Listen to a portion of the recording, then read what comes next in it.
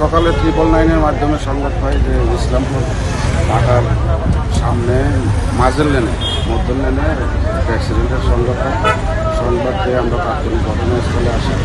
ঘটনাস্থলে এসে আমরা প্রত্যক্ষদর্শী যারা ছিলেন তাদের কাছে জানতে পারি যে ঢাকা থেকে মানিকগঞ্জ একটা বাস নষ্ট হয়ে রাস্তার পাশে পড়েছে। তখন রাস্তার পাশে পড়ে না, রাস্তার পাশে একটা সাইড করে রাখছে।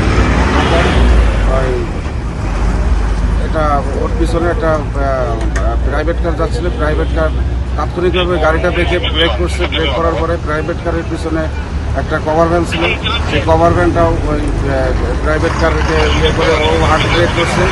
কভার ভ্যানের পিছনে ছিল 2টা মোটরসাইকেল। 2টা মোটরসাইকেলে আরও ছিল সম্ভবত 3 জন এখানে। এখনো ওই মোটরসাইকেলের 2টার পিছনে আবার ছিল একটা বাস। হ্যাঁ, স্বাধীনতা পরিবহন, সেটা লোকাল ট্রাফিক কিনে বেড়ায় এখানে। ওই বাসটা দ্রুত গতিতে এসে আরোহী যারা ছিল তাদেরকে সজোরে ধাক্কা দিলে তখন ওই মোটরসাইকেল আরোহীরা ওখানে পড়ে দেয় এবং বাসের সাথে দিলে তখন প্রত্যক্ষদর্শী যারা ছিল তাৎক্ষণিকভাবে তাদেরকে নিয়ে আমরা উপজেলা স্বাস্থ্য কমপ্লেক্সে নিয়ে যাই।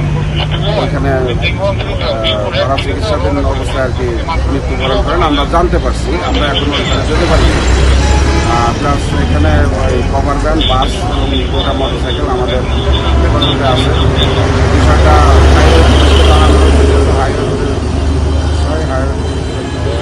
তারা এসে পরবর্তী আইনগত ব্যবস্থা যেটা আছে ওটা নেবে।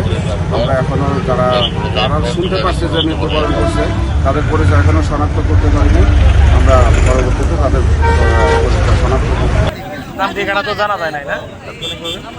এই বাইক গেলার লিয়ে গেছে লগে গেছে রাসেল ভাই গেছে ওই নেই না আমরা